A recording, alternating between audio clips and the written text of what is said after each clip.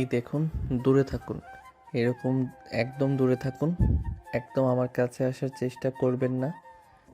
এই কি সব যাতা বলছিস তুই? আমি তোর কাছে যাব কেন? আশ্চর্য! তুই একদম আমার কাছে আসার চেষ্টা করবি না। আমি তোর কাছে যেতে বয়েই গেছে। না, আসলে বলছিলাম কি, আমার মতো একটা ইনোসেন্ট ভোলা ভালা ছেলে পেয়ে আপনি আবার কাছে এসে উল্টাপাল্টা কিছু করতেও পারেন। তাই আর কি, আগে থেকে আপনাকে সাবধান করে দিলাম। একদম আমার কাছে এসে আমার সর্বনাশ করার চেষ্টা করবেন না, বলে দিলাম। দেখ, একদম ফালতু কথা বলবি না। এমনি মাথা ঠিক নেই। আর একটাও যদি ফালতু কথা বলেছিস তাহলে এখানে মেরে তোর মাথা ফাটিয়ে দেবো বলে দিলাম। এমনি চিন্তা ভাবনায় আমার মাথা ফেটে যাচ্ছে। তুই আর আমার মাথা ব্যথার কারণ হোস না, প্লিজ। ও মা, সে কি আপনার মাথা ব্যথা করছে? আগে বলবেন না। দাঁড়ান, আমার ঘরে ওই যে বেডের পাশে যে ছোট্ট টেবিলটা দেখেছিলেন, টেবিলের ড্রয়ারে মাথা ব্যথার খুব ভালো একটা মলম আছে। আমি নিয়ে এসে আপনার মাথায় দিয়ে দিচ্ছি। দেখবেন 1 মিনিটের মধ্যে আপনার মাথা ব্যথা গায়েব হয়ে যাবে। আবিরের কথা শুনে তিশা পুরো অবাক হয়ে যায়। সে বুঝে পায় না এই ছেলেটা সবসময় এত সিরিয়াস মোমেন্টে এইসব ফালতু কথা কিভাবে বলতে পারে। সে কি করে এতটা স্বাভাবিক থাকতে পারে যে কোনো পরিস্থিতিতে। আজকে তাদের জীবনে এত বড় একটা ঝড় বয়ে গেল, কিন্তু তারপরও এই ছেলের কোনো ব্যথা ব্যথা নেই, অথচ সে তখন থেকে তৃষাকে বিরক্ত করেই যাচ্ছে। আসলে ছেলেটা সুস্থ তো নাকি পাগল সে বুঝতেই পারছে না। কিন্তু এদিকে আবির তৃষাকে সাহায্য করার খুব গভীর মনোযোগ মানসিকতা নিয়ে তৃষার সামনে থেকে পার হয়ে একটা টেবিলের দিকে এগিয়ে যায়, যে টেবিলটা বেড সাইডের পাশে রাখা আছে। এরপর সেই ছোট্ট টেবিলের ড্রয়ার থেকে একটি মলমের বক্স নিয়ে আসে তৃষার সামনে এবং তৃষাকে বলে, দেখি কোথায় মাথা ব্যথা করছে, এদিকে আসুন। দেখি, মলমটা কিন্তু খুবই কার্যকরী। দেখবেন দেওয়ার সাথে সাথে মাথা ব্যথা ভালো হয়ে যাবে। তখন আপনি আমার মলমের ফ্যান হয়ে যাবেন। মলমটা আমি সেই আরব আমিরাত থেকে নিয়ে এসেছি। আচ্ছা, তোর কাছে কোনো চুলকানির মলম নাই?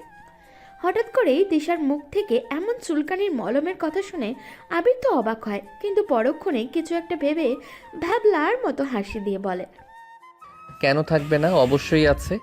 আপনার কি কোথাও চুলকানি উঠেছে? দাঁড়ান, আমি এক্ষুনি নিয়ে আসছি চুলকানির মলম। কথাটা বলেই আবির আবারও মনোযোগী হয়ে এগিয়ে যেতে লাগলে তৃষা আবিরের হাত ধরে একটানে তার সামনে দাঁড় করায় এবং আবিরের কলার ধরে ঝাঁকিয়ে বলে, এই তুই কি পাগল নাকি? তোর মাথার কোনো স্ক্রু ঢিলা আছে? বলতো আমাকে। এখন কি তোর ফাজলামো করার সময়? তুই কি ফাজলামো ছাড়া জীবনে কখনো সিরিয়াস হবি না? তুই জানিস আজকে তোর জন্য আমার ঠিক কত বড় একটা ক্ষতি হয়েছে? কিন্তু এই মুহূর্তেও তুই কোনো রকমে কোনো চিন্তা ভাবনা না করে এমন জোকারের মতো ব্যবহার করছিস। তোর কাছে কি সব কিছুই খেলনা, নাকি আমি কিছু বুঝলাম না। তুই আমার থেকে আমার কোনো সিদ্ধান্ত না নিয়ে হুট করে সকলের সামনে বলে দিলি তুই আমাকে বিয়ে করবি। তুই কি একবারও আমার থেকে জানতে চেয়েছিস আমি তোকে বিয়ে করতে চাই কি না? কিন্তু না, তুই কখনোই জানতে চাসনি। তুই নিজের সিদ্ধান্তটা আমার উপরে চাপিয়ে দিয়েছিস। সেই জন্য তুই কিন্তু কোনো ছেলে মানুষই করিসনি বা মজা করে করিসনি। যে পরিস্থিতিতে দাঁড়িয়ে তুই খুব চিন্তা ভাবনা করে মাথা ঠান্ডা মস্তিষ্কে দাঁড়িয়ে এই কথাটা বলেছিলি, কারণ তখন তোর চোখে মুখে সেটা স্পষ্ট বোঝা যাচ্ছিল যে তুই তখন সেটা মজা করিসনি। আবির তৃষার কথা শুনে হালকা করে তৃষার হাতটা নিজের কলারের উপর থেকে সরিয়ে তৃষার দিকে সরল চোখে তাকায়। আবির তৃষার দিকে তাকিয়ে দেখে তৃষার চোখ যেন লাল হয়ে আছে। মনে হচ্ছে মেয়েটা অনেকক্ষণ ধরেই অনেক কান্নাকাটি করেছে। এরপর আবির নিজেকে স্বাভাবিক করে বলে, আপনি তো ছিলেন সিরিয়াস। সিরিয়াস থেকে কি পেলেন জীবন থেকে? কিছু না, শুধু মরীচিকা। তাই আমি জীবনকে কখনো সিরিয়াসলি নেই না। মজা করে জীবন থেকে যে মজা পাওয়া যায়, সিরিয়াস হয়ে কখনো সেটা পাওয়া যায় না। আপনি তো সিরিয়াস হয়ে দেখলেন, কি পেয়েছেন বলুন তো? অপমান ছাড়া কিছু পেয়েছেন? তখন যদি আমি সামনে না আসতাম, তাহলে আপনার কি অবস্থা হতো একটাবার ভেবে দেখেছেন? আপনার পরিবারের কি অবস্থা হতো? আপনার যে তথাকথিত প্রতিবেশী, তারা কিন্তু আপনাকে এবং আপনার পরিবারকে কথা শুনিয়ে মারত। সেটা কি ঠিক হতো বলুন? তৃষা আবারও আবিরের চোখের দিকে তাকিয়ে দেখে আবিরের চোখ ভীষণ গম্ভীর কিছু একটা বলতে চাইছে, যেটা হয়তো তৃষা বুঝতে পারছে না।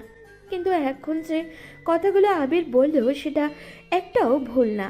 আবিরের কথাগুলো শুনে কোনোভাবে মনে হচ্ছিল না যে সে এখন মজা করছে বা সে জীবনে সিরিয়াস নয় বা সেই সিচুয়েশন বোঝে না। তোর কথাগুলো ঠিক আবির, তখন আপনি না থাকলে পরিস্থিতিটা আরও খারাপ হতে পারত। কিন্তু তারপরও এটা আমাদের দুজনের জীবনের একটা এত বড় সিদ্ধান্ত। আমি আপনাকে জিজ্ঞাসা না করে, আমার ইচ্ছের তোয়াক্কা না করে সবার সামনে। বাহ! এই একটা ব্যাপারে আপনি খুব সিরিয়াস, তাই না? আমাকে কেন এখনো তুই বা তুমি বলতে পারছেন না?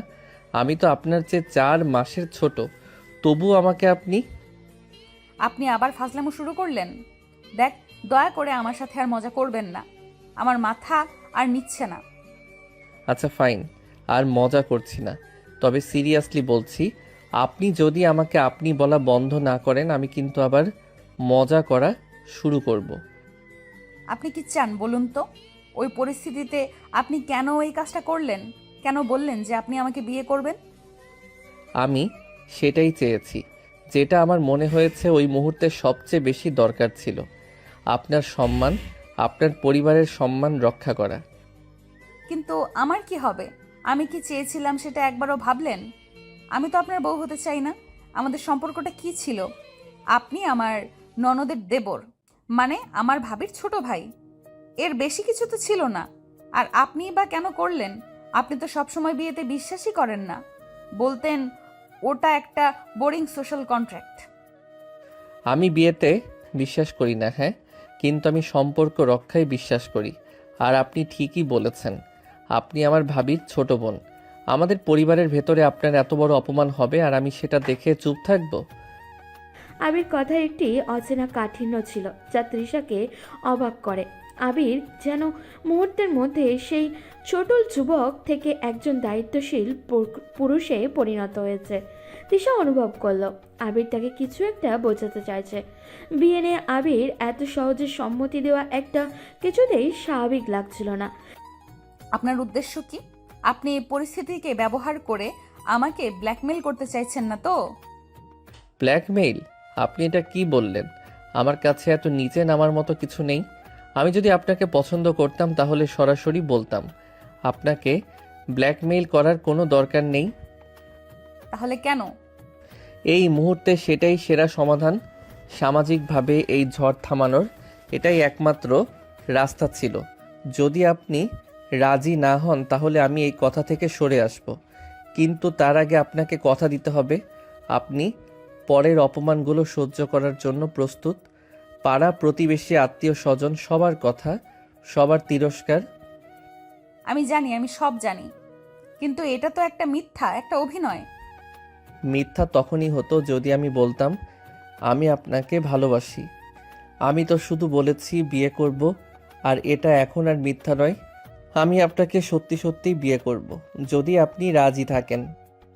আপনি আপনি কি পাগল হয়ে গেলেন? হয়তো, তবে আপনি কি সত্যিই ভাবছেন আমার মতো একটা ইনসিরিয়াস ছেলে এত বড় একটা ঝামেলার মধ্যে জেনে শুনে মাথা গলাবে শুধু মজা করার জন্য?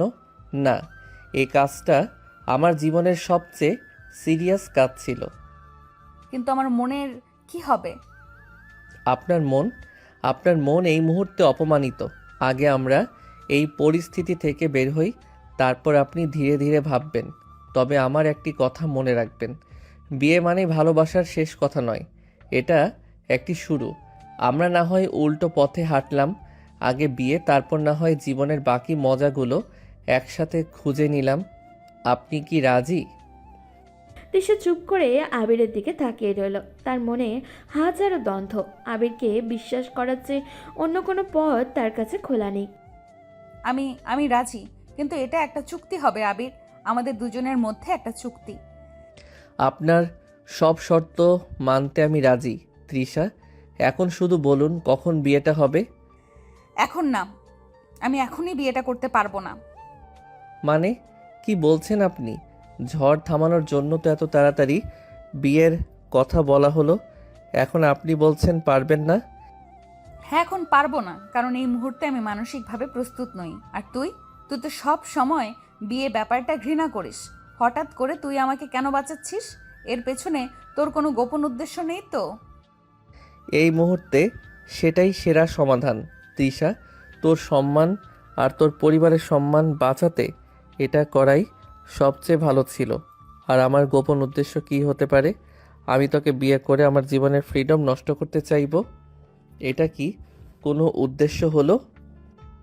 তোর এই ইনসিরিয়াস ভাব আমাকে বিরক্ত করছে আবির। তুই কেন বুঝতে পারছিস না এটা আমার জীবনের সবচেয়ে বড় বিপর্যয়? আমি সব বুঝতে পারছি, আর সেই বিপর্যয় থেকে তোকে বের করার জন্যই তো আমি সিরিয়াস হলাম। কিন্তু তুই যদি সবসময় নেগেটিভ থাকিস তাহলে তোকে বের করা আরও কঠিন হবে। দেখ, আমি একটা কথা বলি, বিয়েটা হবে, তবে এখনই নয়। আমার কথা অনুসারে বিয়েটা অন্তত 1 মাস পরে হোক। 1 মাস কেন? কারণ এর মধ্যে সমাজের লোকজনকে শান্ত হতে সময় দিতে হবে। তারা দেখুক যে আমরা নিজেদের সিদ্ধান্তে অটল আছি। আর এই 1 মাস আমাদের জন্য খুব জরুরি। কিসের জন্য জরুরি? তিশার কাছে কিছুটা এগিয়ে দৃষ্টি গভীর এনে বলে, আমাদের চুক্তির জন্য। যেহেতু তুই আমার উপর কোনো বিশ্বাস রাখতে পারছিস না, তাই এই 1 মাসে আমরা দুজন দুজনকে ভালোভাবে জানবো। আর তুই আমার উপর একটা শর্ত চাপিয়ে দে। এমন একটা শর্ত যা পূরণ করা আমার পক্ষে কঠিন হবে। যদি আমি সেটা পূরণ করতে না পারি তাহলে 1 মাস পরে এই বিয়েটা হবে না। আমি সবার সামনে সব দায়িত্ব নিজের কাঁধে নেব। আবিরের এই প্রস্তাব তিশাকে কিছুটা হতবাক করে। আবির যেন প্রমাণ করতে চাইছে যে তার উদ্দেশ্য পরিষ্কার, কোনো লুকানো মতলবও নেই। তার চটুল ব্যবহারের আড়ালে লুকিয়ে থাকা দায়িত্ববোধ এবং প্রকাশও পাচ্ছে। তিশা এক মুহূর্ত চিন্তা করল, আবিরকে বিশ্বাস করার চেয়ে বরং তার জন্য একটি অসম্ভব শর্ত রাখাটাই বেশি নিরাপদ মনে হলো। ঠিক আছে, আমি তোর শর্ত মানতে রাজি। বিয়েটা 1 মাস পরে হবে, আর আমার একটা শর্ত আছে। বলুন, আমি আপনার সব শর্ত মানতে প্রস্তুত। এই 1 মাস তুই আমাদের বাড়িতে থাকবি। আমার বাবা মা ভাইয়া ভাবি সবার সাথে থাকবি। শুধু তাই নয়, তোকে এমনভাবে থাকতে হবে যেন তুই সত্যিই আমাকে প্রচণ্ড ভালোবাসিস। তুই আমার সাথে ফ্লার্টিং করবি, মজা করবি, কিন্তু আমি যখনই তোকে এই চুক্তি থেকে সরে আসতে বলবো তখনই তুই কোনো প্রশ্ন না করে সরে আসবি। বাহ, এটা তো আমার জন্য কোনো কঠিন কাজ নয়। ফ্লার্টিং আর মজা করা তো আমার স্বভাব। আর তোকে ভালোবাসার ভান করা, সেটাও বেশ মজার হবে। কিন্তু তুই আমার কাছে কি চাস? আমি তোকে বিরক্ত করব না নাকি? এটাই কঠিন শর্ত আবির। তোর এই ইনসিরিয়াস স্বভাবটা আমি সহ্য করতে পারি না। আমার শর্ত হলো এই 1 মাস তুই একটিবারের জন্য আমার সাথে কোনো ফাজলামো বা মজা করবি না। কোনো ফ্লার্টিং নয়, কোনো উল্টোপাল্টা কথা নয়। তুই এই 1 মাস আমার কাছে একদম সিরিয়াস থাকবি। হতবাক হয়ে তিশার দিকে তাকালো, তার মুখের হাসিটা পুরোপুরি মুছে গেল। কি বলছেন আপনি? সিরিয়াস? 1 মাস? হ্যাঁ, এটাই আমার শর্ত। যদি তুই এই 1 মাস একটিবারের জন্য সিরিয়াসনেস ভাঙিস বা আমার সাথে কোনো ফালতু কথা বলিস তাহলে এই চুক্তি বাতিল। তুই কি রাজি? এটা আপনি খুব বাজে শর্ত দিলেন তৃষা।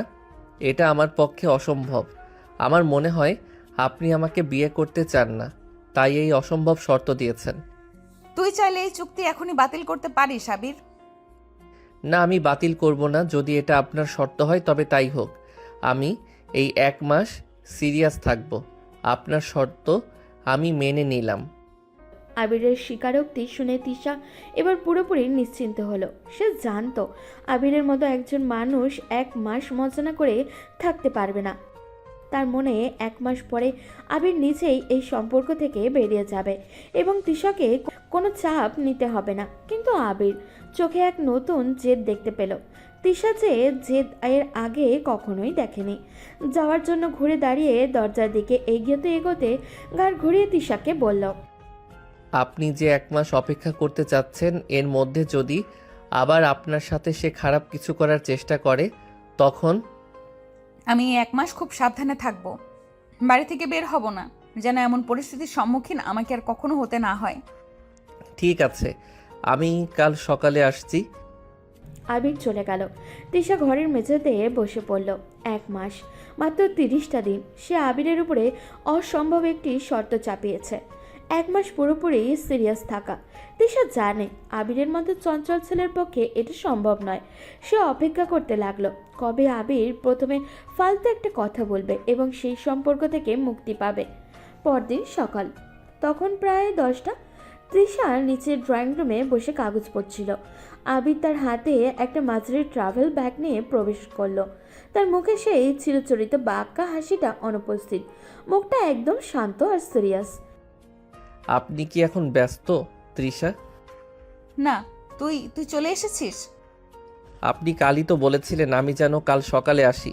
আমি কথা দিয়েছি, তাই চলে এলাম। আমি জানি আপনার জন্য আমার উপস্থিতি অস্বস্তিকর, কিন্তু চুক্তি অনুযায়ী আমাকে থাকতে হবে। খুব তো সিরিয়াস, যেন দেশ উদ্ধার করে এসেছিস। আমি সিরিয়াস, আপনিই তো শর্ত দিয়েছেন, আমি শর্ত ভঙ্গ করব না।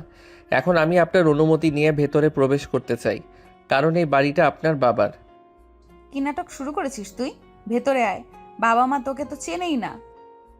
আবির ব্যাগ নিয়ে ভেতরে ঢুকলো। তিশার বাবা মা এবং তিশার বড় বোন আবিরের ভাবি খুব খুশি হলেন। আবির সবার সাথে খুব ভদ্র এবং গুছিয়ে কথা বলছে। তিশার ভাবি আবিরকে তার নিজের ঘরে থাকার প্রস্তাব দিতেই আবির সেই সিরিয়াস ভঙ্গিতে মাথা নাড়ালো। ধন্যবাদ ভাবি, কিন্তু আমি তৃষার রুমের পাশে একটা রুম নেব। আমার কিছু ফাইল নিয়ে কাজ করতে হবে।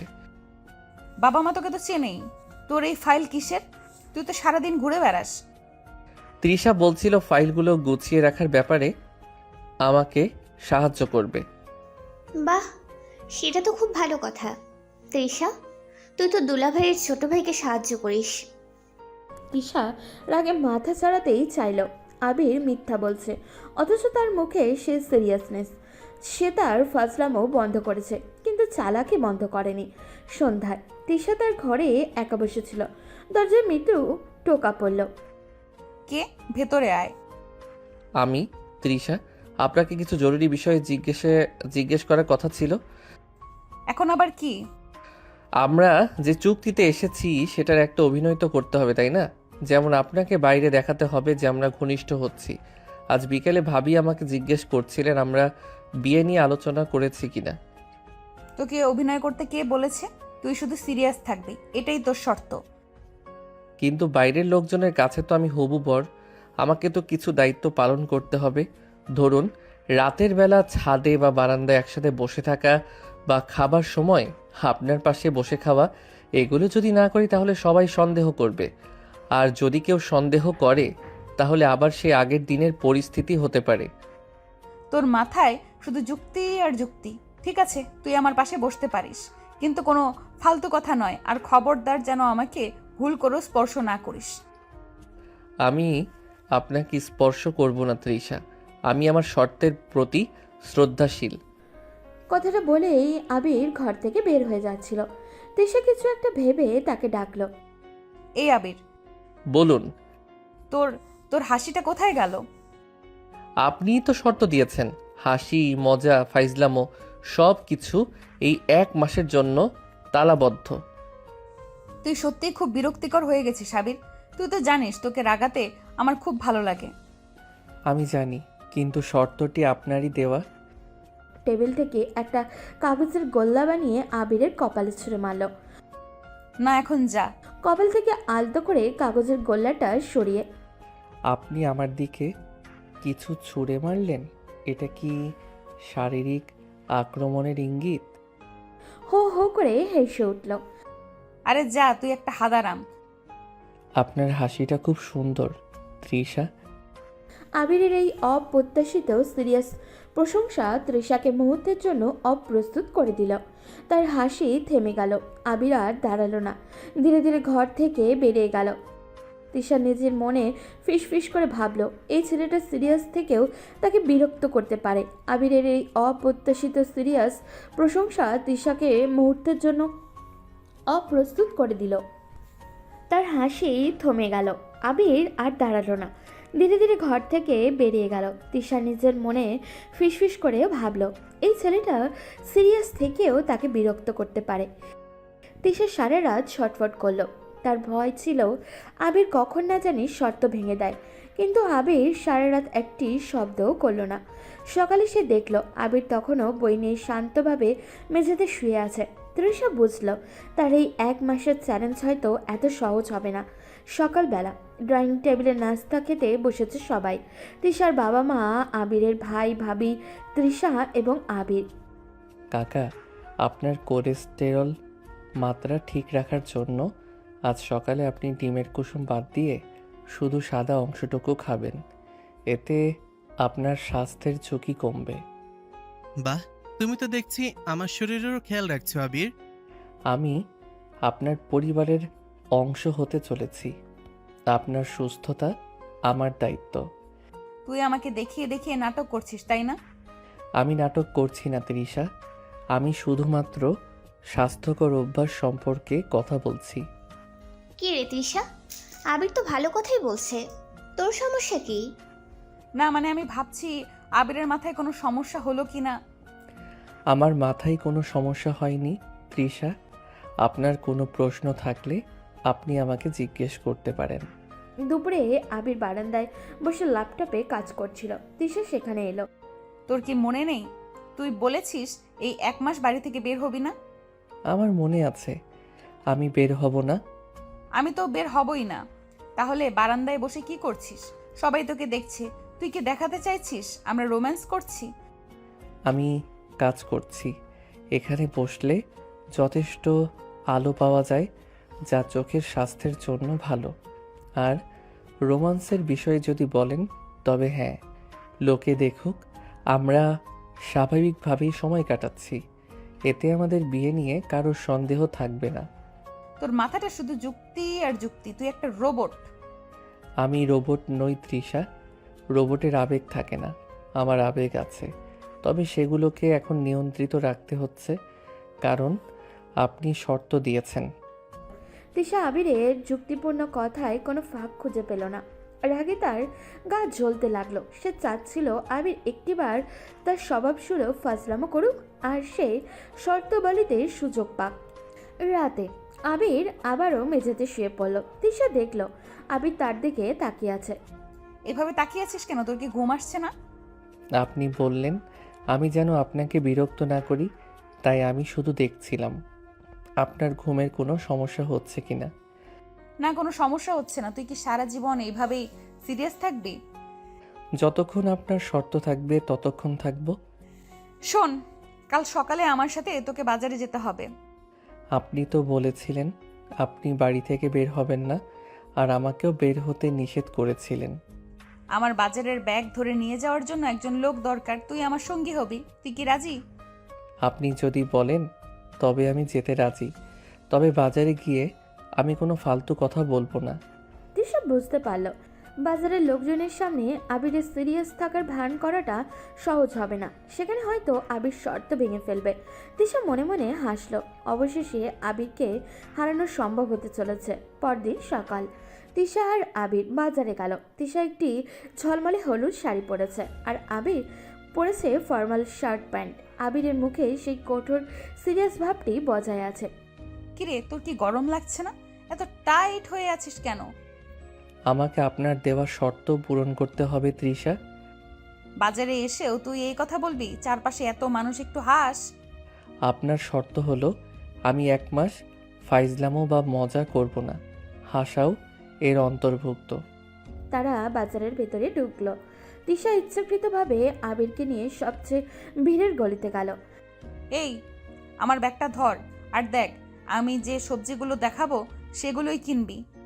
ঠিক আছে। তৃষা একটি দোকানে গিয়ে দাম নিয়ে দরদাম শুরু করলো। একজন সবজি বিক্রেতা আবিরকে দেখে হাসতে শুরু করলো। স্যার, আপনি তো দেখছি খুবই গম্ভীর। নতুন বিয়ে করেছেন নাকি? ম্যাডামেরা তো কাজের লোক হয়ে ঘুরছেন।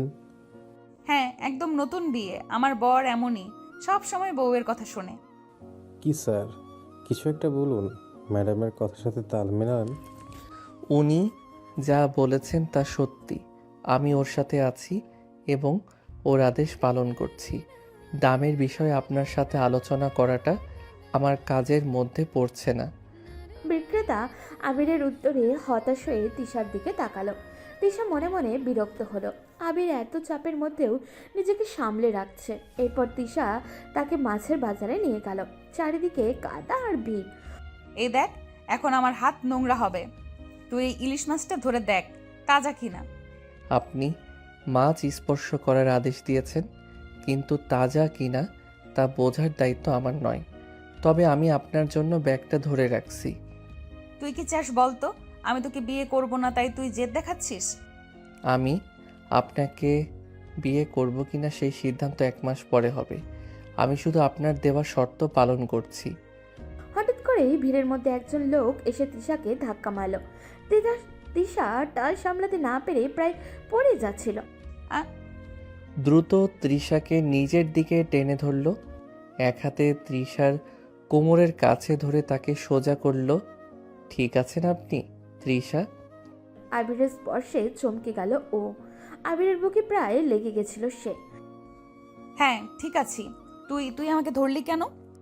ভিড়ের মধ্যে আপনার ভারসাম্য নষ্ট হয়েছিল, আপনি পড়ে যেতে পারতেন। আপনাকে ধরে রাখাটা পরিস্থিতি অনুযায়ী দরকার ছিল। এটি ফাইজলামো নয়, প্রাথমিক সুরক্ষা। আবিরের যুক্তি এবং তার স্পর্শ দুটোর ধাক্কাতে সে কিছু সময়ের জন্য কথা বলতে পারল না। আবির আবার তার ব্যাগ হাতে নিল এবং স্বাভাবিকভাবেই দাঁড়ালো। ঠিক আছে চল, আর কিছু কিনতে হবে না, আমার পেট ভরে গেছে। আমরা কি এখন বাড়ি ফিরবো তৃষা? চল। বাড়ি ফেরার পথে আবির পুরোটা সময় শান্ত ছিল। তিশার পাশে পাশে হেঁটে এলো। তিশা ভেতরে তখন অস্থিরতা। আবির যুক্তি আর সিরিয়াসনেস তার কাছে হার মানছে। সে ভাবলে হয়তো আবিরকে দিয়ে ঘরের কাজ করিয়ে বা বাইরে ঘুরতে শর্ত ভাঙানো সম্ভব নয়। সন্ধ্যায় আবির বারান্দায় বসেছিল। আমি তোকে একটা শেষ সুযোগ দিচ্ছি। তুই যদি মনে করিস এই 1 মাস তুই সিরিয়াস থাকতে পারবি না, তাহলে এখনই বল, আমি এই চুক্তি বাতিল করে দিচ্ছি। আমি কেন বাতিল করব? আমি আমার শর্ত পালন করছি। তুই কি আমাকে দেখাতে চাস তুই একজন আদর্শ স্বামী হতে পারিস? আমি আপনাকে দেখাতে চাই আমি আমার কথা রাখতে পারি। ঠিক আছে, তাহলে কাল সকালে আমাদের বাড়িতে আমার এক বান্ধবী আসছে। তাকে বলবি আমি তোর জন্য একজন আদর্শ বউ হতে পারি না। আমি মিথ্যা বলবো না তৃষা। তুই আমার নামে মিথ্যা বলবি না। আমি আপনাকে মিথ্যা অপবাদ দেব না। আপনি আমার হবু স্ত্রী। আমি আপনার সম্মানহানি করতে পারি না। আবিরের এই আচরণে তৃষা বেশ হতবাক হয়ে গেল। আবির তার ব্যক্তিত্বের পুরো উল্টো দিকে হাঁটা শুরু করেছে। তৃষা বুঝতে পারল তার চ্যালেঞ্জ উল্টো তাকেই বিপদে ফেলেছে। আবিরকে শর্ত ভাঙতে বাধ্য করার জন্য তৃষা এবার নতুন কৌশল নিল। পরদিন সকাল, তৃষার বান্ধবী নীলা তাদের বাড়িতে এলো। নীলাকে দেখে আবির সোফা থেকে উঠে দাঁড়ালো। তার মুখে কঠোর সিরিয়াসনেস বজায় রইল। কি রে তৃষা, তোর বর দেখে দারুণ হ্যান্ডসাম আর কি গম্ভীর। তুই নাকি বললি তোর বর সারাক্ষণ ফাজলামো করে?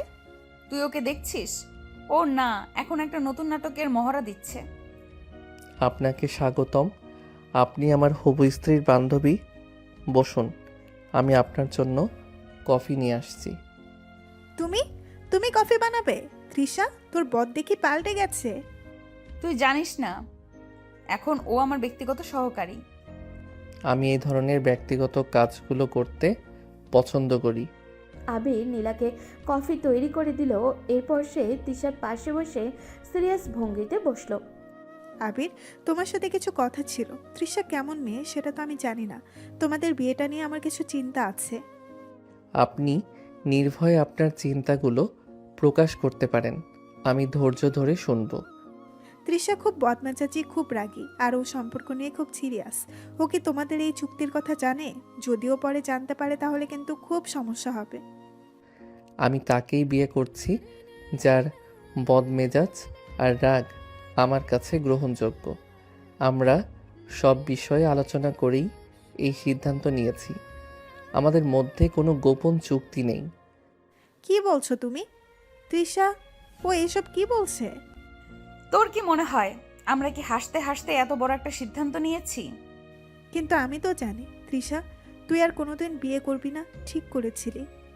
তৃষার হাত নিজের হাতের খুব কাছে এনে রাখলো, তবে স্পর্শ করলো না। তৃষা বিয়েতে বিশ্বাস করতো না, কারণ সে কোনো দায়িত্বশীল পুরুষ দেখেনি। আমি তাকে প্রতিশ্রুতি দিয়েছি আমি তাকে হতাশ করব না। আমি তাকে সারা জীবন সম্মান দেব। বাহ আবির, তুমি তো অন্যরকম। তুই কি দেখছিস এটা ওর অভিনয়? তোর এমন আদর্শবাদী বরকে দেখলে তো আমারও হিংসা হয়। আচ্ছা, তিশা কি তোমার জন্য আদর্শ স্ত্রী হবে? ও তো কাজের ব্যাপারে কিছুই জানে না। তিশা এবার চ্যালেঞ্জ ছুটছিল আবিরের দিকে। আবির কি সত্যি বলবে যে সে তিশাকে আদর্শ স্ত্রী মনে করে না? তাহলে তো সে চুক্তি ভেঙে ফেলবে। তৃষা আদর্শ স্ত্রী হবে কিনা সেটা নির্ভর করে আমি তার কাছে কি চাই তার উপর। আমি এমন স্ত্রী চাই না যে সারাদিন রান্নাঘরে থাকবে। আমি এমন একজন সঙ্গী চাই যে আমার পাশে থাকবে।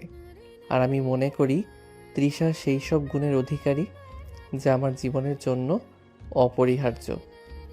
কি মিষ্টি কথা। তুই কি সত্যি এই কথাগুলো বলছিস?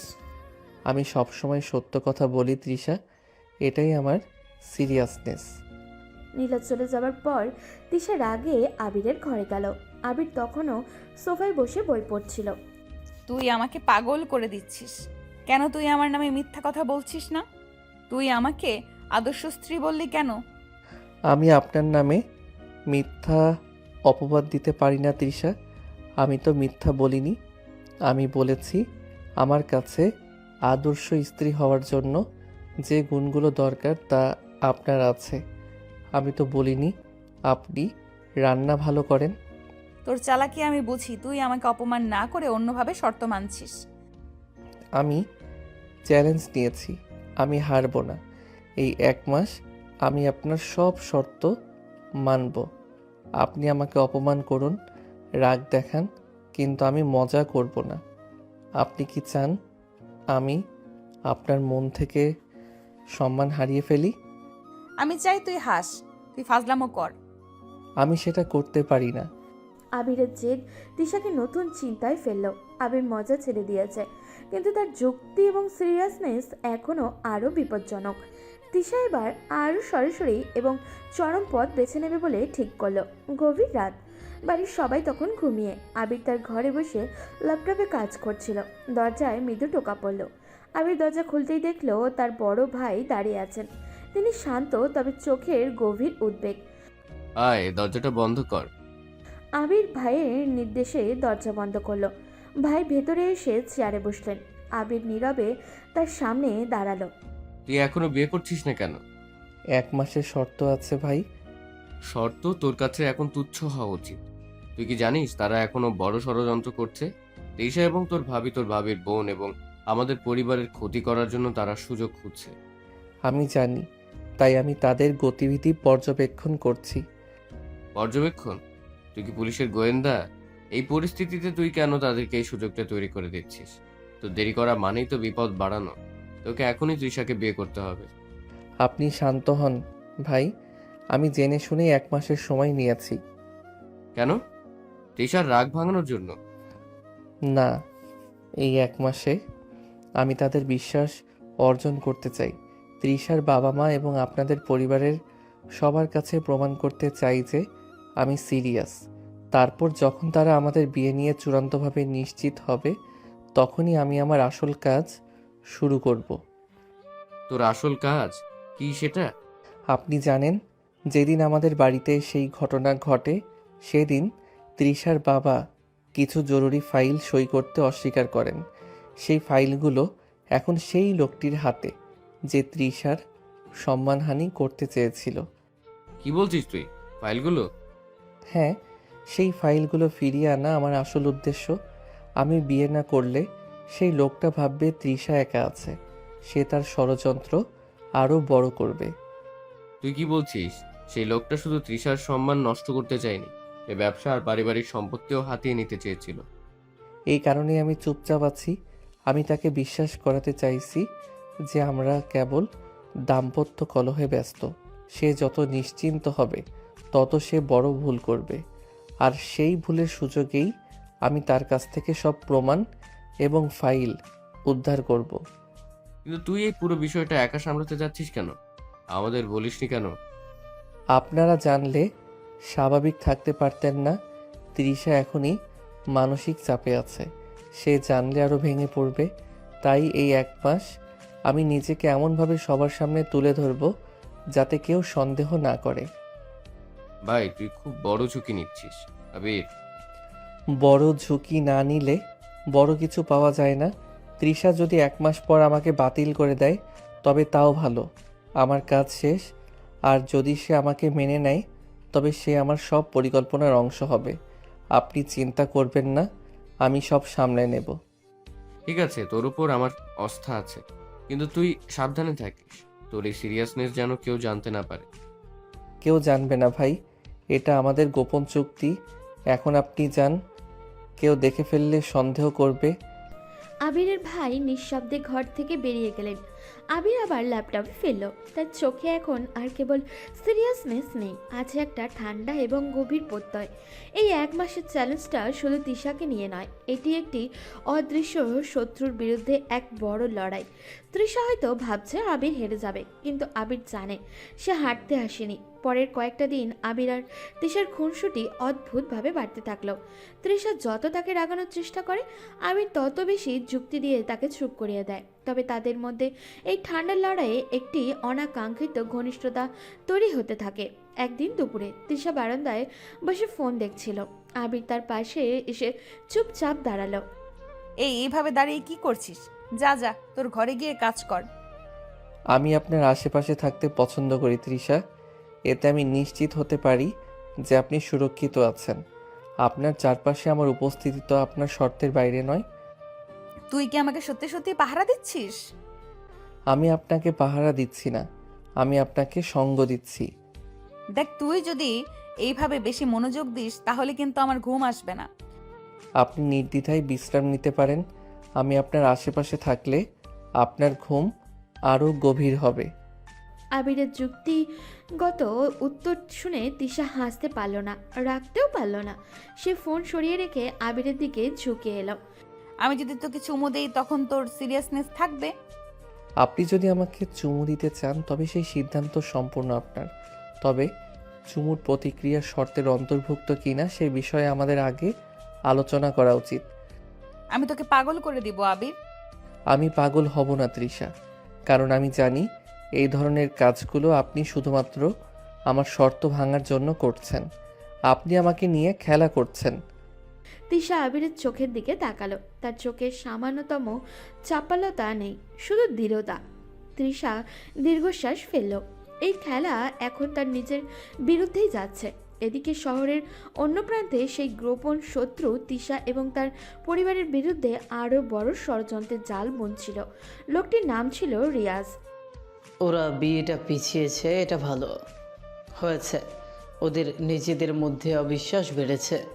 এখন সময় হয়েছে আঘাত হানার। কিন্তু ভাই, আবির ছেলেটা তো ওদের বাড়িতেই আছে, ও খুব নজর রাখছে মনে হলো।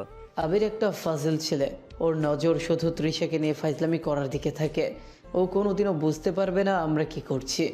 তোর কাজ হলো তৃষার বাবার সই করা সেই ফাইলগুলো ব্যবহার করে শেয়ার বাজারে একটা বড় চাল দেওয়া। ওদের ব্যবসা পুরোপুরি ধসিয়ে দিতে হবে। ফাইলগুলো এখন কোথায় আছে ভাই? ফাইলগুলো এখন আমার কাছে, তবে এর একটা কপি আবিরের ভাইয়ের অফিসে আছে। সেটাকেও সরিয়ে ফেলতে হবে। কাজটা এমনভাবে করবি যেন মনে হয় ওদের ভেতরের কেউ বিশ্বাসঘাতকতা করেছে। রিয়াজের ষড়যন্ত্রের প্রতিটি পদক্ষেপ আবিরের চোখে ধরা পড়ছিল। রাতে যখন সবাই ঘুমিয়ে, আবির তখন ল্যাপটপে তার ভাইয়ের অফিসের সিকিউরিটি ক্যামেরায় ফুটেজ দেখছিল। তুই ভাবছিস আমি ফাইজলামো নিয়ে ব্যস্ত? ফাইলগুলো এখন তোর কাছে। ভুল করছিস রিয়াজ। ফাইলগুলোর আসল মূল্য এখনও তুই জানিস না।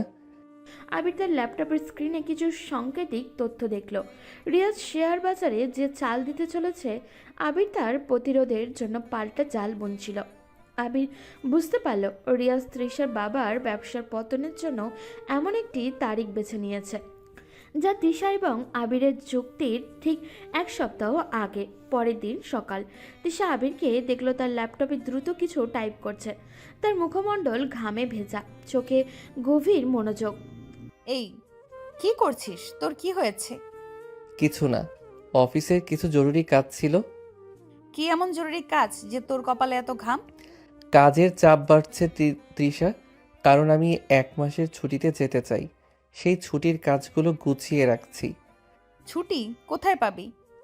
যেখানে আপনি আমাকে চাইবেন না, আর যেখানে আমার কোনো ফাইজলামো করতে হবে না। এখন আপনি যান, আমি আপনার জন্য কফি নিয়ে আসছি। আবিরের এই আচরণ তৃষাকে দ্বিধায় ফেলে দিল। সে জানে না আবিরের এই কাজের চাপ এবং ছুটির পরিকল্পনা শুধু সিরিয়াস থাকার অভিনয়, নাকি এর পেছনে অন্য কোনো গভীর রহস্য লুকিয়ে আছে।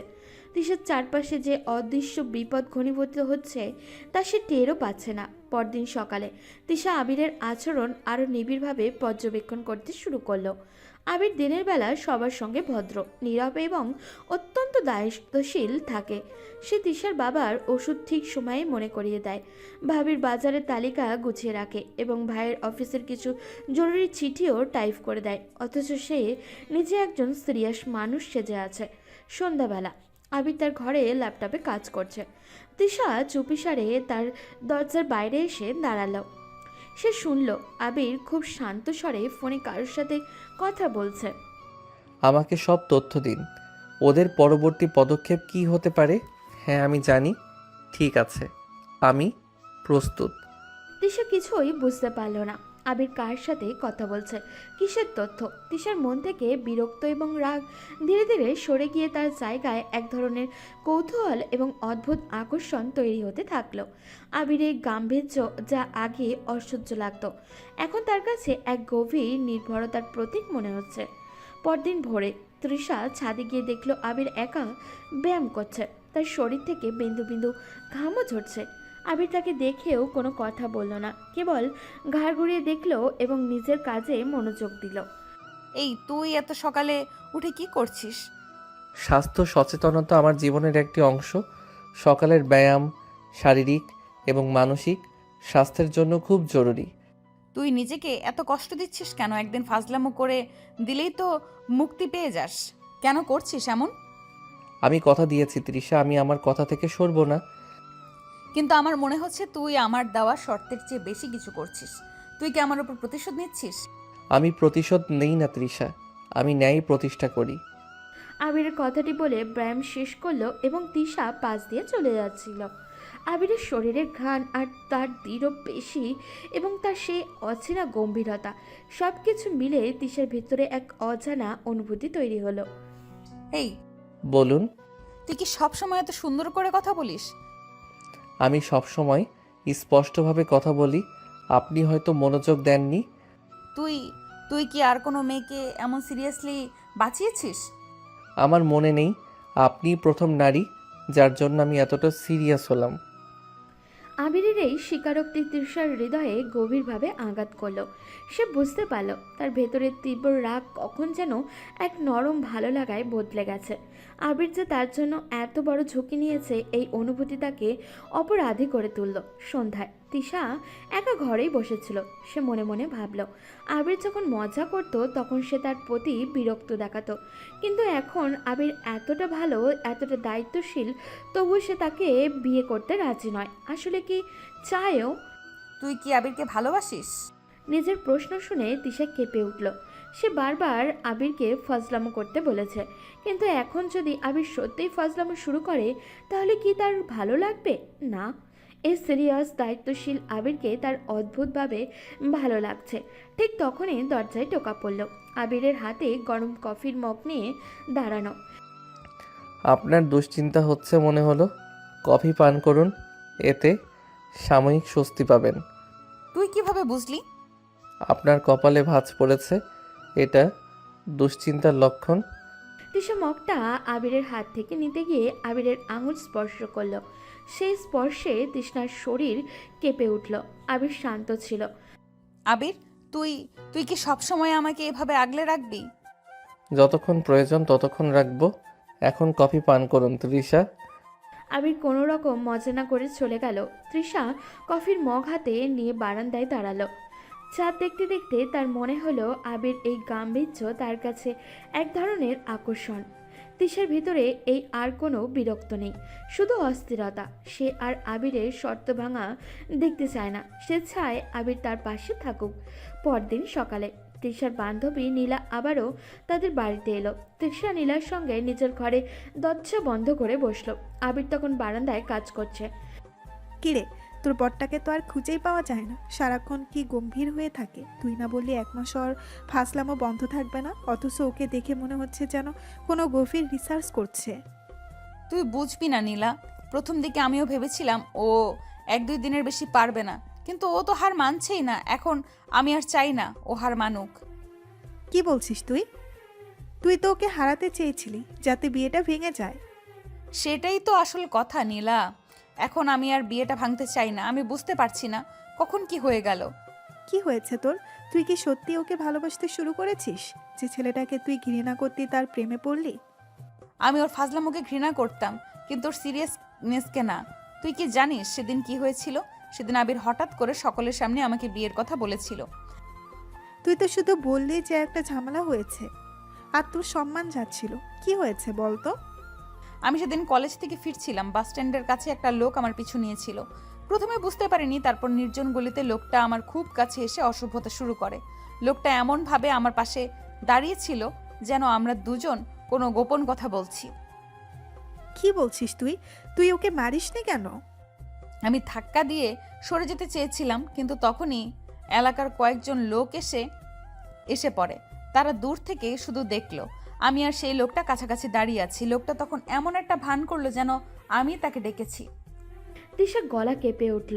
নীলা চুপচাপ শুনছিল। এলাকার লোকজন মনে করলো আমি এই লোকটির সাথে দাঁড়িয়ে কথা বলছিলাম।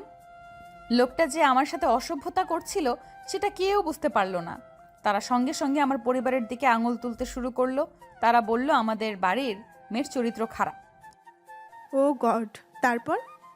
তখন আমার বাবা মা, আমার দুলাভাই সবাই সেখানে ছুটে এসেছিল। তারা পরিস্থিতি সামলাতে পারছিল না, সবাই চিৎকার করছিল, অপবাদ দিচ্ছিল। আমার পরিবারের সম্মান তখন ধ্বংসের মুখে। আমার দুলাভাই আবিরের ভাইও চেষ্টা করছিলেন পরিস্থিতি শান্ত করতে, কিন্তু কেউ শুনছিল না। তখন আবির এলো। ওর মুখটা প্রথমে হাসি খুশি ছিল, কিন্তু পরিস্থিতি দেখে এক লহমায় ওর মুখের হাসিটা কোথাও জানি উদয় হয়ে গেল। আবির সবার সামনে এসে দাঁড়ালো। একেবারে ঠান্ডা গলায়, কোনো মজা না করে, চিৎকার না করে আবির বলেছিল। কি বলেছিল? আবির সবার চোখে চোখ রেখে বলেছিল তৃষা অসম্ভব ভালো একটা মেয়ে। ওর চরিত্র নিয়ে যে কথা বলবে সে ভুল করবে। ও তো আমার হবু স্ত্রী, ও আমার পরিবারের মেয়ে, আমি ওকে বিয়ে করব। তৃষা নীলার দিকে তাকালো। তার চোখ ছলছল করছে। তুই ভাবতেও পারবি না নীলা, যে ছেলেটা সব সময় বিয়ে নিয়ে ফাজলামো করে, সেই ছেলেটা সেদিন সবার সামনে আমাদের পরিবারের সম্মান বাঁচাতে নিজের কাঁধে এত বড় দায়িত্ব তুলে নিয়েছিল। সেদিন আবিরের প্রতি আমার রাগ ছিল না, কিন্তু এক গভীর কৃতজ্ঞতা। আমি সেদিন আবিরের কাছে ঋণী ছিলাম। আবির সেদিন আমার পরিবারের সম্মান বাঁচিয়েছিল। আমি বুঝতে পারছি তিশা, সেদিন ও যদি না আসতো। সেই কৃতজ্ঞতা, সেই ঋণ এখন আর নেই নীলা। আবিরের সিরিয়াসনেস, ওর যুক্তি, ওর আমাকে আগলে রাখা, ওর এই দায়িত্ববোধ এখন আমার কাছে শুধু কৃতজ্ঞতা নয়। যখন ও এত সিরিয়াস হয়েও আমার পাশে থাকে, আমাকে পাহারা দেয়, তখন মনে হয় আমি যেন পৃথিবীতে সবচেয়ে নিরাপদ জায়গায় আছি। তার মানে তুই এখন ওকে? হ্যাঁ নীলা, আমি বুঝতে পারছি না কখন, কিন্তু আমি আবিরকে ভালোবেসে ফেলেছি। আমি ওর এই ফাজলামো করা হাসিটা আর চাই না। আমি চাই আবির যেন সারা জীবন আমার প্রতি এমনই সিরিয়াস থাকে। কিন্তু এখন সমস্যা অন্য জায়গায়। কি সমস্যা? আবির একটা কঠিন ষড়যন্ত্রের মাঝে আছে নীলা। ও শুধু আমাকে নয়, আমাদের পরিবারকেও কোনো বড় বিপদ থেকে বাঁচানোর চেষ্টা করছে। ও রাতে ফোনে কথা বলে, কপালে ঘাম নিয়ে ল্যাপটপে কাজ করে। আমি জানি না কি হচ্ছে, কিন্তু আমার মন বলছে আবির খুব বড় একটা যুদ্ধে নেমেছে। তুই নিশ্চিত? আমি নিশ্চিত। আর আমি এখন এই শর্ত আর চুক্তি বাতিল করে ওকে এই কাজে সাহায্য করতে চাই। আমি ওর পাশে দাঁড়াতে চাই, কিন্তু ও যে এখনো সিরিয়াস, আমি কিভাবে ওর কাছে যাব? নীলার কাছে নিজের মনের কথা বলার পর তৃষা যেন একটু শান্তি পেল, কিন্তু আবিরের প্রতি তার এই নতুন অনুভূতি আর আবিরের গোপন লড়াই, এই দুটি বিষয় তৃষাকে নতুন এক দুশ্চিন্তায় ফেলে নেমেছে। আবির নিজের ঘরেই বসে ল্যাপটপে গভীর মনোযোগ দিয়ে কাজ করছিল। তার কপালে সামান্য ভাঁজ, যা তার মনোযোগের গভীরতা নির্দেশ করছিল। দরজায় কোনো টোকা পড়ল না। তৃষা চুপি সারে ঘরে প্রবেশ করলো। আপনি? কিছু দরকার তৃষা? আপনি তো সচরাচর না জানিয়ে ঘরে প্রবেশ করেন না। তোর কি মনে হয় আমি এখনো তোকে বিরক্ত করার জন্য এখানে এসেছি? আপনার আচরণ এখন পর্যন্ত তাই দেখিয়েছে। যদি আপনার কোনো কাজ থাকে তবে বলুন, আমার হাতে এখন সময় কম। আবিরের ল্যাপটপের দিকে তাকালো, যেখানে অনেক সাংকেতিক তথ্য দেখা যাচ্ছিল। তুই কি করছিস আবির? তুই কি কোনো ঝামেলায় পড়েছিস? এটা একান্তই ব্যক্তিগত কাজ তৃষা, আপনাকে বুঝতে হবে না। এখন যদি অনুমতি দেন আমি কাজে ফিরতে পারি। আবিরের এই কঠোর সিরিয়াসনেস তৃষাকে মুহূর্তের জন্য কষ্ট দিল, কিন্তু এই গাম্ভীর্যই এখন তার কাছে সবচেয়ে আকর্ষণীয়। তৃষা ঘরের দরজায় আলতো করে ভেজিয়ে দিল। আমি এসেছি তোকে একটা কথা বলতে আবির, যেটা এই চুক্তির বাইরের কথা। আপনার যে কোনো কথা আমি গুরুত্ব দিয়ে শুনবো, বলুন। আমি তোকে ভালোবাসি আবির। ঘরে এক গভীর নীরবতা নেমে এলো। ল্যাপটপের পাখা ঘরের মৃদু শব্দ ছাড়া আর কোনো আওয়াজই ছিল না। আবির হঠাৎ করে কাজ থামিয়ে দিল। সে কিছুক্ষণ শূন্য দৃষ্টিতে ল্যাপটপের স্ক্রিনের দিকে তাকিয়ে রইল, যেন সে তৃষার কথাগুলো বিশ্বাসই করতে পারেনি। কি বললেন আপনি? আমি বলছি আমি তোকে ভালোবাসি। তোর এই সিরিয়াসনেস, তোর এই দায়িত্ব জ্ঞান, এগুলো আমার খুব ভালো লেগেছে। আমি জানি না কখন, কিন্তু আমি এখন তোকে চাই। আমি আর তোর শর্ত ভাঙা দেখতে চাই না। আমি চাই তুই সব সময় আমার পাশে থাক। আমি আর এই বিয়ে বাতিল করতে চাই না। আবির ধীরে ধীরে ল্যাপটপ বন্ধ করলো। সে তৃষার দিকে ফিরল। তার চোখে সেই একই শান্ত আর গম্ভীর ভাব। তৃষার স্বীকারোক্তি শুনেও তার মুখে কোনো হাসির রেখা দেখা গেল না। আবির তখন গভীরভাবে ভাবছিল, তৃষাকে সরাসরি ফিরিয়ে দিলে বা বেশি কথা বললে পরিস্থিতি স্বাভাবিক থাকবে না। শত্রুরা ধরে নেবে তাদের মধ্যে দূরত্ব তৈরি হয়েছে এবং তারা আঘাত হানার সুযোগ পাবে। আমি কি ভাবি সেটা এখন গুরুত্বপূর্ণ নয় তৃষা, কিন্তু আপনার এই অনুভূতিকে আমি সম্মান জানাই। তুই কি আমাকে ভালোবাসিস না? তুই আমাকে কিছু বলবি না? আমি এখন আবেগ নিয়ে কোনো আলোচনা শুরু করতে চাই না। আপনি জানেন আমি এক কঠিন পরিস্থিতিতে আছি। আপনি যখন আমার প্রতি এত বড় আস্থা দেখালেন, তখন আমি চাই না সেই আস্থায় কোনো চির ধরুক। আমি তোর পাশে থাকতে চাই আবির। তোর এই কঠিন কাজে আমি তোকে সাহায্য করতে চাই। আপনি আমার পাশে আছেন, এটাই আমার জন্য সবচেয়ে বড় সাহায্য। আপনি যদি এখন পরিস্থিতি জটিল না করেন, আমাকে নিয়ে বেশি সন্দেহ না করেন, তবেই আমি কাজে মনোযোগ দিতে পারবো। আমার কাজ এখন শুধু আপনার এবং আপনার পরিবারের সম্মান রক্ষা করা। আবির ইচ্ছা করেই নিজের পরিকল্পনার কোনো অংশ প্রকাশ করল না। তৃষা যেন কোনোভাবেই না বুঝতে পারে যে তাদের সম্মান বাঁচাতে সে এত বড় ষড়যন্ত্রের মাঝে জড়িয়ে পড়েছে। তৃষা তখনও মনে করে আবির সেদিন কেবল তাদের অপমান থেকে বাঁচানোর জন্যই বিয়ের কথা বলেছিল। আমি তো সব শর্ত মানি আবির। আমি তোকে আর বিরক্ত করব না। আমি বুঝতে পারছি তোর কোনো বড় সমস্যা চলছে। এটাই আমি আপনার কাছে চেয়েছিলাম তৃষা। আপনার এই বিশ্বাস আমার কাছে খুব জরুরি। এখন আপনি যান, আমি খুব শীঘ্রই কাজে ফিরব। আবির নিজের আবেগ চেপে এমনভাবে কথাগুলো বলল যেন সে তৃষার অনুভূতিকে পাশ কাটিয়ে যাচ্ছে। তৃষা বুঝল এখন আবিরকে চাপ দেওয়া ঠিক হবে না। সে নীরবে ঘর থেকে বেরিয়ে গেল।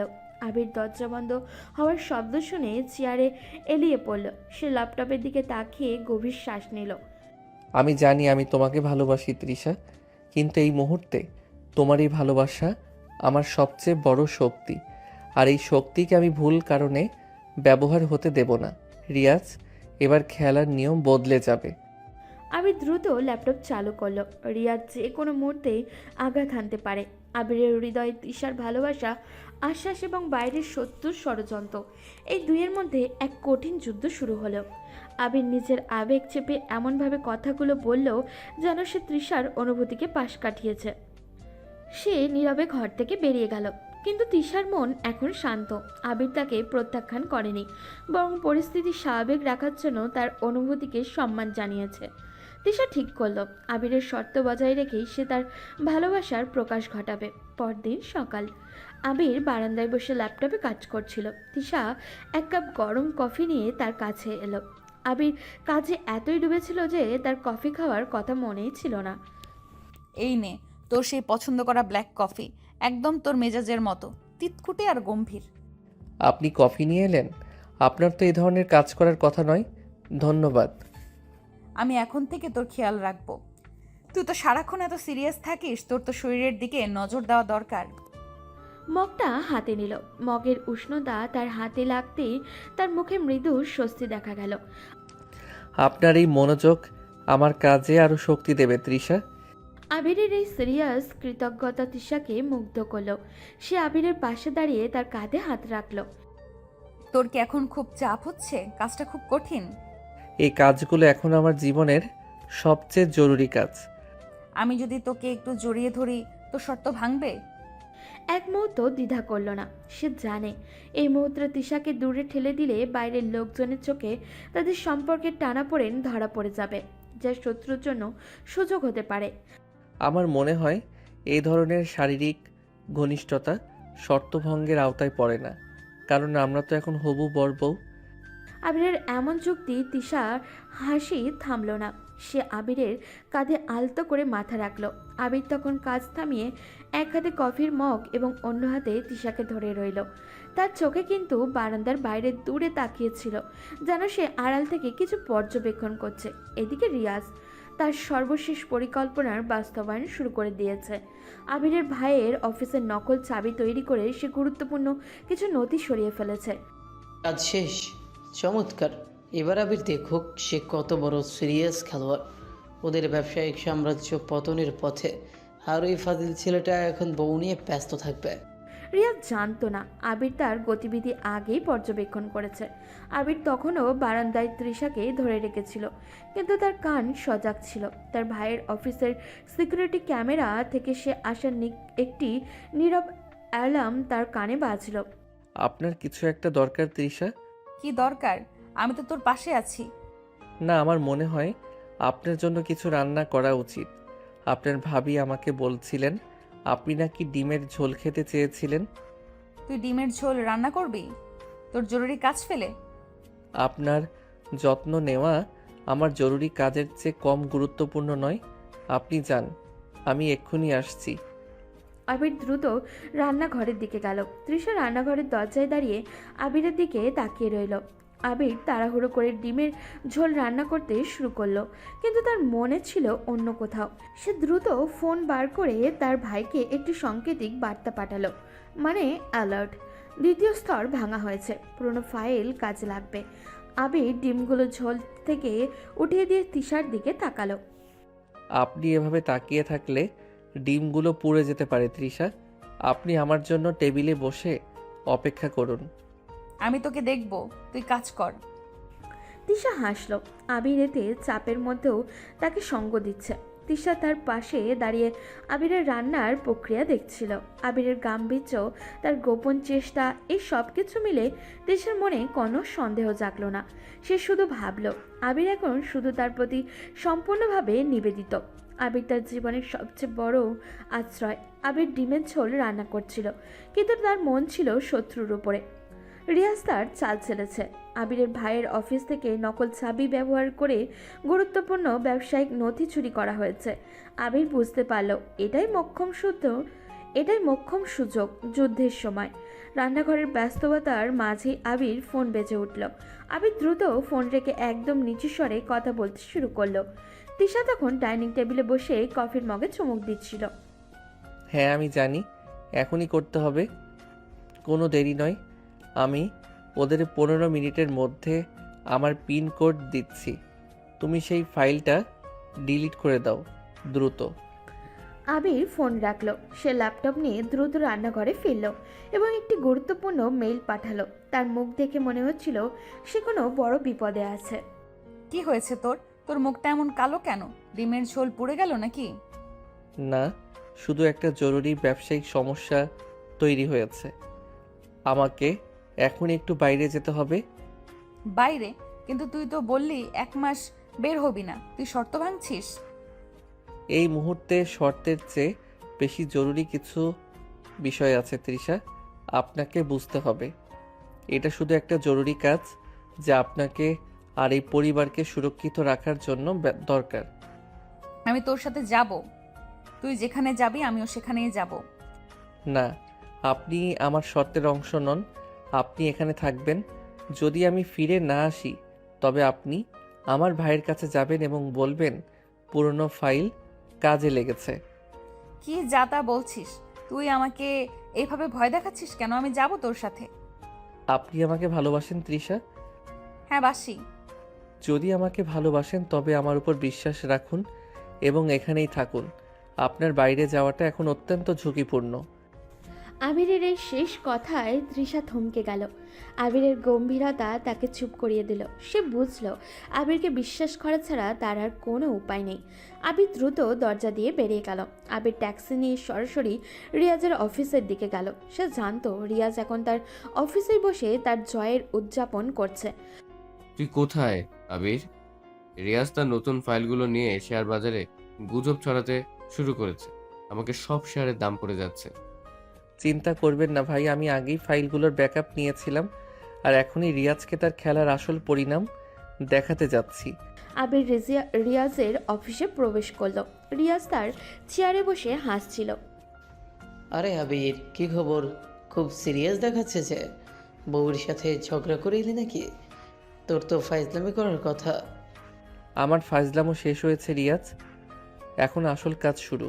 তুই কি জানিস তুই যাকে নিয়ে খেলছিস সে আমার হবু স্ত্রী? হবু স্ত্রী? তাকে তো আমি বাজারে সকলের সামনে অপমান করেছিলাম, আর তুই তাকে বাঁচাতে গিয়ে নিজের জীবন নষ্ট করতে বসেছিস। আমি তোর সব ফাইল চুরি করে নিয়েছি। তোর বাবার ব্যবসা এখন আমার হাতে। তোর ফাইল? তুই কি নিশ্চিত? আবির হেসে উঠল। সেই হাসি যা গত 1 মাস ধরে তালাবদ্ধ ছিল। আবির তার পকেটে থাকা একটি পেনড্রাইভ বের করলো। তুই যে ফাইল চুরি করেছিস সেগুলো ছিল শুধুমাত্র ব্যবসার পুরনো হিসাব। আসল ফাইলগুলো আমি আগেই সরিয়ে দিয়েছি। আর শুধু তাই নয়, তুই যে ফাইল ব্যবহার করে শেয়ার বাজারে গুজব ছড়িয়েছিস তার প্রমাণ আমি সরকারের কাছে পাঠিয়ে দিয়েছি। তোর শেয়ার বাজারের লাইসেন্স এখন বাতিল হবে রিয়াজ। কি বলছিস তুই? তুই 1 মাস ধরে এসব করছিস? তোর সিরিয়াস থাকার ভান ছিল এসবের জন্য? আমি তোর মতো নিচু মানসিকতার মানুষের সাথে ফাইজলামো করতে আসিনি রিয়াজ। আমি তোর ষড়যন্ত্র ফাঁস করতে এসেছিলাম। আর তৃষা, আমি তাকে ভালোবাসি, তাই তার এবং তার পরিবারের সম্মান রক্ষা করা আমার প্রথম দায়িত্ব ছিল। বাইরে পুলিশ সাইরেনের আওয়াজ শোনা গেল। রিয়াজের চোখ কপালে উঠল। আবির এক বিজয়ী হাসি আসলো। তিশা তখন বাড়িতে অস্থিরভাবে পায়চারি করছিল। আবিরের দেওয়া শেষ কথাটি তার কানে বাজছিল। যদি আমি ফিরে না আসি? তখনই আবির দরজা খুলে ঘরে প্রবেশ করলো। তুই তুই ফিরে এসেছিস? আমার ভয় হচ্ছিল। তুই এতক্ষণ কোথায় ছিলি? তিশাকে শক্ত করে ধরে রাখলো। তার মুখে এখন আর সেই কঠোর গাম্ভীর্য নেই, আছে এক ঝলমলে হাসি। আমি ফিরে এসেছি তৃষা, আমার কাজ শেষ। কি কাজ? তুই কি করেছিলি? আমি আমাদের জীবনের সব সমস্যা সমাধান করে এলাম তৃষা। এখন তুই আমার পাশে এসে বস। আমার মনে হয় আমাদের শর্ত শেষ হয়েছে। এখন থেকে আমি আর সিরিয়াস থাকবো না। শর্ত শেষ? তুই কি আমাকে বিয়ে করবি না? আমি তোকে কেন বিয়ে করব না? তবে এখন আমি তোর কাছে একটা ফালতু আবদার করব। কি আবদার? আমাকে একটা চুমু দে তৃষা। আমি সারা জীবন তোর ফাজিল বর হয়ে থাকতে চাই। তিশার চোখ আনন্দে ছলছল করে উঠল। আবিরের মুখে সেই পুরনো দুষ্টু হাসি ফিরে এসেছে। আর তিশা বুঝল তার মনের মানুষ শুধু দায়িত্বশীলই নয়, সে একজন নায়কও বটে। আবির তিশাকে শক্ত করে ধরে রাখলো। তার মুখে এখন আর সেই কঠোর গাম্ভীর্য নেই, আছে এক ঝলমলে হাসি। আবির বলল, আমাকে একটু চুমু দে তিশা। আমি সারা জীবন তোর ফাজিল বর হয়েই থাকতে চাই। তিশার চোখ আনন্দে ঝলমল করে উঠল। আবিরের মুখে সেই পুরনো দুষ্টু হাসি ফিরে এসেছে। ঠিক তখনই ড্রয়িং রুম থেকে জোরে শব্দ এলো। তিশার বাবা মা এবং আবিরের ভাই ভাবি সবাই চিৎকার করে ডাকছিলেন। আবির আর তিশা দ্রুত নিচে নেমে গেল। তোরা দেখেছিস রিয়াজ? টেলিভিশন স্ক্রিনে ব্রেকিং নিউজ চলছিল। বড় হরফে লেখা, ব্যবসায়িক ষড়যন্ত্র ফাঁস। প্রভাবশালী রিয়াজের বিরুদ্ধে অর্থ আত্মসাৎ ও শেয়ার বাজারের কারচুপির অভিযোগ। পুলিশ হেফাজতে। সংবাদ পাঠিকা দ্রুত জানিয়েছিলেন রিয়াজ নামের একজন ব্যক্তি কিভাবে তৃষার বাবার প্রতিষ্ঠানকে ধ্বংস করার জন্য দীর্ঘমেয়াদী ষড়যন্ত্র করেছিল। সেই সঙ্গে শেয়ার বাজারের ভুল তথ্য ছড়িয়ে কোটি কোটি টাকা আত্মসাতের চেষ্টা করছিল। টিভি স্ক্রিনে রিয়াজের গ্রেপ্তার হবার ছবি দেখানো হলো। আর তারপর একটি ছবি দেখাতে হলো যেখানে আবির পুলিশ কর্মকর্তাদের সাথে দাঁড়িয়ে প্রমাণ জমা দিচ্ছে। আবির, তুমি তুমি এসব করেছো? তুই আমাকে কেবল বললি পুরনো ফাইল কাজে লাগবে। তুই এত বড় ঝুঁকি নিলি কেন আবির? ভাই, আপনারা না জানলেই ভালো হতো।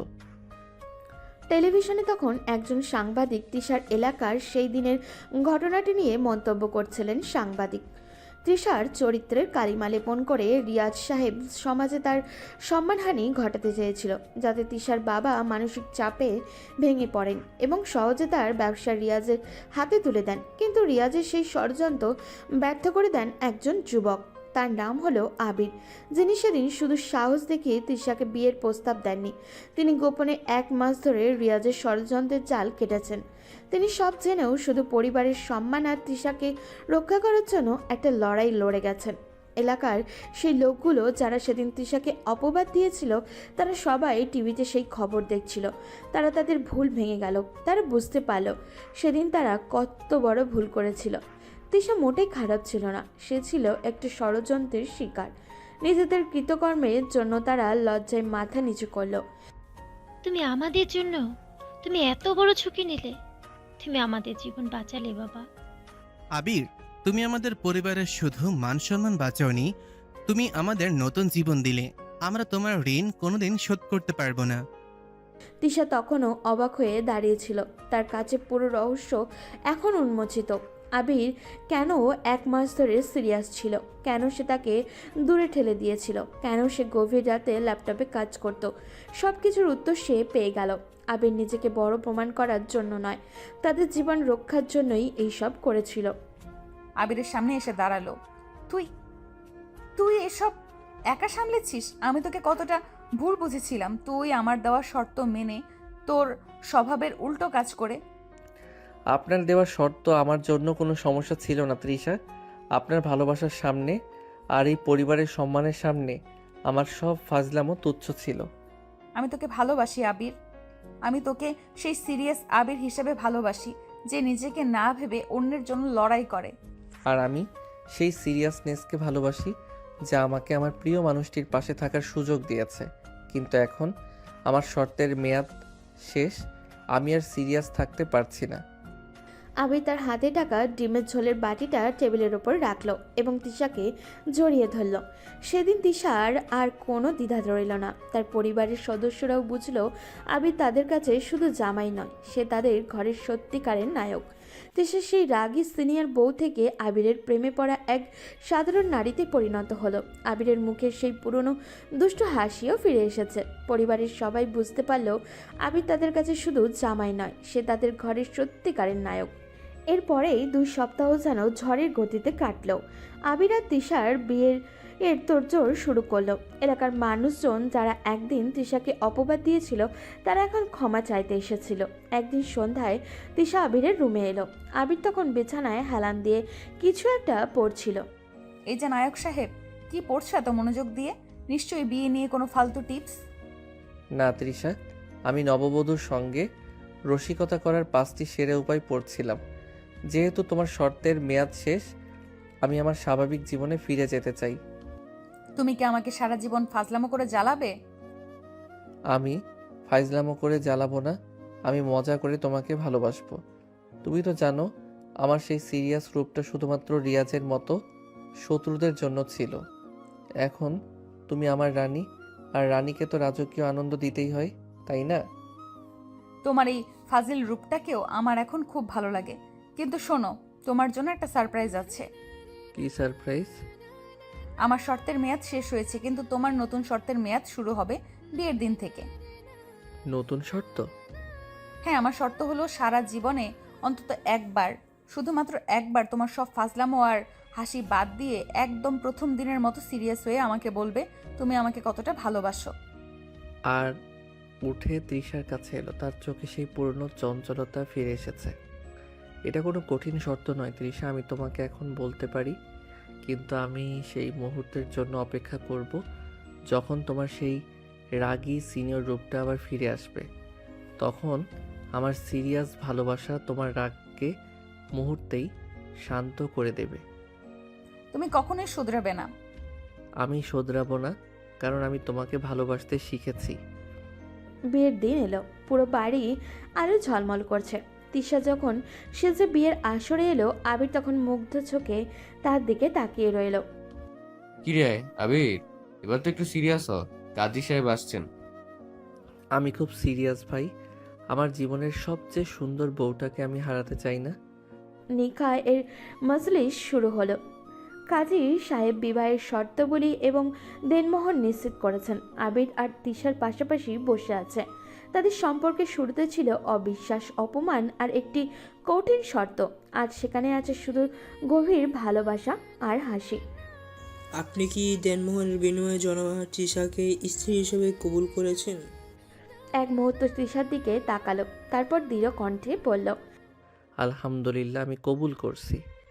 কাজী এবার তিশার কাছে ওই একই প্রশ্ন করলেন। চারপাশে নীরবতা বাড়ছিল খুবই। তিশা যার মুখে একসময় শুধু রাগ দেখা যেত, এখন তার মুখে এক শান্ত হাসি। আমি কবুল করছি। সকলের কণ্ঠে উচ্চারিত হলো আলহামদুলিল্লাহ। আবির হঠাৎই তিশার দিকে ঝুঁকে এলো। এই শোনো, কি বলছো? কাজী সাহেব দোয়া করছেন? তোমার মাথায় আমার জন্য চুলকানির মলম আছে? কেন, তোমার কি আবার পাগল হওয়ার চুলকানি শুরু হয়েছে? হ্যাঁ, তোমার ভালোবাসার পাগল হওয়ার চুলকানি। এই ফালতু কথা বলতে পারার স্বাধীনতাটাই আমার কাছে সবচেয়ে দামি। তিশা তার হাত বাড়িয়ে আলতো করে আবিরের মাথায় টোকা মারল। তাদের দুজনের হাসিতে আসর ভরে গেল। তাদের বিয়ে শুধু দুটি মনের মানুষের মিলন ছিল না, এটা ছিল ভালোবাসার কাছে শর্তের হাট, দায়িত্ববোধের কাছে ফজলামোর পরাজয় এবং একটি রাগী বউয়ের জীবনে এক ফজল বরের আগমন। তিশা হাসি মুখে আবিরের দিকে তাকালো। সে এখন আর সিনিয়র রাগী বউ নয়, সে এখন এক নায়কের প্রেমিকা। বাসরাতের ঘরটি ছিল গোলাপ আর রজনীগন্ধার মিষ্টি গন্ধে ভরা। আবির ও তিশার বিয়ে হয়েছে। সমস্ত শর্ত, ষড়যন্ত্র আর যুদ্ধের সমাপ্তি ঘটছে। এখন তারা তাদের একান্ত ঘরে। আবির দরজার সামনে দাঁড়িয়ে তিশার দিকে তাকালো। তার চোখে কেবল তৃষা, আর অন্য কোনো চিন্তা নেই। শেষ পর্যন্ত আমরা এখানে। এই মুহূর্তের জন্য আমি কতদিন অপেক্ষা করেছি তৃষা। তিশা তখন ঘোমটার আড়ালে লজ্জায় লাল হয়ে আছে। আবির আলতো করে দরজা বন্ধ করলো। সে ধীরে ধীরে তৃষার কাছে এগিয়ে এলো। তার চঞ্চল চোখ দুটো এখন গভীর অনুরাগে ভরা। সে তিশার ঘোমটা আলতো করে সরিয়ে দিল। তিশা চোখ তুলে তাকাতেই আবির মুহূর্তের জন্য যেন শ্বাস নিতে ভুলে গেল। তুমি এত সুন্দর। আমি কেন 1 মাস ধরে গম্ভীর ছিলাম জানো? কারণ তোমার সৌন্দর্য দেখলে আমি পাগল হয়ে যেতাম, আর তখন আমার সব পরিকল্পনা ভেস্তে যেত। আমি তোমাকে এক পলক দেখার জন্য কত ছটফট করেছি, তুমি কল্পনাও করতে পারবে না। তুমি কি আমাকে শুধু ফাজিল বলতে? আমি ফাজিল ছিলাম, কিন্তু আমার ভালোবাসাটা ছিল পৃথিবীর সবচেয়ে সিরিয়াস জিনিস। তোমার রাগকে ভালোবেসেছি, তোমার জেদকে ভালোবেসেছি, আর এই 1 মাস তোমার পাশে থাকার সুযোগ পেয়ে আমি বুঝতে পেরেছি তুমি আমার জীবনের সবচেয়ে বড় আশ্রয়। তিশা উঠে আবিরের হাত ধরল। তাদের হাতে গোলাপের পাপড়ি লেগে আছে। চারপাশের নীরবতা যেন তাদের অনুভূতিকে আরো বাড়িয়ে তুলেছে। আমি যখন তোমাকে অপবাদ দিতাম, যখন তোমার উপর রেগে যেতাম, তখনও কি তুমি আমাকে ভালোবাসতে? আমি তোমাকে তখনই সবচেয়ে বেশি ভালোবাসতাম যখন তুমি রাগে আমার কলার ধরে ঝাঁকাতে, কারণ সেই রাগের আড়ালে তোমার দুর্বলতা লুকিয়েছিল। আমি জানতাম আমাকে ছাড়া তোমার আর কেউ নেই। আমি সেই মুহূর্তগুলো আমার বুকে আগলে রেখেছি। আমাকে কখনো ছেড়ে যেও না আবির, আমার খুব ভয় করে। ছেড়ে যাব না। এই হাত ধরেছি, এই হাত সারা জীবন থাকবে। আমাদের জীবনের আর কোনো খারাপ মুহূর্ত যেন না আসে, তার দায়িত্ব আমার। তোমার জীবনের সব কষ্ট, সব চিন্তা আজ শেষ। এখন থেকে শুধু হাসি, ভালোবাসা আর আমাদের খুনসুটি। আবির তিশার মুখ তুলে ধরল, তার ঠোঁটে আলতো করে কিস করল। সেই কিসে ছিল দীর্ঘ অপেক্ষা আর পাওয়ার গভীর শান্তি। তিশার হার্ট যেন খুব দ্রুত বিট করছিল। সে এতটাই সফট হয়েছিল, সে করে কী রিয়াকশন দেবে বুঝে উঠতে পারছিল না। আবিরের ক্রিসের মাত্রা যখন গভীর থেকে গভীর হচ্ছিল, তখন তিশা নিজের ধারণা চেতনা ফিরে পেল এবং সে খুব আবেগ এবং অনুভূতি সহকারে আবিরের নিজের অনেকটা কাছে নিয়ে নিজের হাত দিয়ে আবিরকে শক্ত করে জড়িয়ে ধরে রেসপন্স করা শুরু করলো। আবির যখন বুঝতে পারল তিশা তার সাথে রেসপন্স করছে, তখন তার স্পর্শগুলো যেন আরও অবাধ্য হয়ে গেল। তার হাতের বিচরণ যেন তৃষার সমস্ত শরীরে হচ্ছিল। এদিকে তিশা সম্পূর্ণ নীরব হয়ে গিয়েছিল। সে কি বলবে কিছু বুঝে উঠতে পারছিল না। তার ভেতরে যেন তীব্র থেকে তীব্র আবেগের চলাচল হচ্ছিল, যার জন্য তার সমস্ত শরীর অবশ হয়ে গিয়েছিল। আবিরের অবাধ্য আচরণগুলো অনেকটাই গভীর হয়ে গিয়েছিল। একটা পর্যায়ে তারা দুজনেই মিলেমিশে একাকার হয়ে যায়। এখন সমস্ত ঘরে শুধুমাত্র গোলাপের সুবাস এবং মোমবাতি আর মৃদু আলো, তাদের ঘন ঘন শ্বাস প্রশ্বাস ছাড়া আর কোনো অস্তিত্ব ছিল না। বেশ কিছু সময় পরে আবির তিশাকে নিজের সাথে শক্ত করে জড়িয়ে রেখে তিশার মাথায় হালকা করে চুমু খেয়ে তাকে হালকা করে জড়িয়ে ধরে বলল, আমি এখন একটা গল্প বলবো তৃষা, শুধু তোমার আর আমার গল্প। বলো। গল্পটা শুরু হয়েছিল একটা ভুল বোঝাবুঝি দিয়ে, শেষ হলো একটা নিখুঁত ভালোবাসায়। গল্পের শুরুতে তুমি ছিলে রাগী সিনিয়র বউ আর আমি ছিলাম ফাজিল দেবর, কিন্তু গল্পের শেষে তুমি হলে আমার জীবনের আলো আর আমি হলাম তোমার সারা জীবনের সঙ্গী। আজ রাতে এই গল্পের নতুন অধ্যায় শুরু। আবির তখন কোনো শর্ত বা ফাজলামো নয়, শুধু তার হৃদয়ের গভীর অনুরাগ নিয়ে তিশার দিকে তাকালো। সেই চোখে ছিল গভীর ভালোবাসা। আজ রাতে আমি তোমাকে কথা দিচ্ছি তৃষা, আমাদের ভালোবাসার উপর আর কারো কোনো নিয়ন্ত্রণ থাকবে না, শুধু তুমি আর আমি। পুরোটা রাত তারা গল্প করে এবং নিজেদের মধ্যে ভুল বোঝাবুঝির সকল দেওয়াল ভেঙে আরও একবার কাছাকাছি আসলো। এই রাতটা যেন তাদের কাছে ছিল অনেক আকাঙ্ক্ষার এবং অনেক অপেক্ষার একটা মুহূর্ত, যেটা প্রতিফলিত হচ্ছিল প্রতিনিয়ত তাদের দুজনের ভালোবাসার উষ্ণতার মাধ্যমে। আবির তার দুই হাত দিয়ে তিশার মুখ তুলে ধরল। ধীরে ধীরে তাদের দূরত্ব কমতে থাকলো।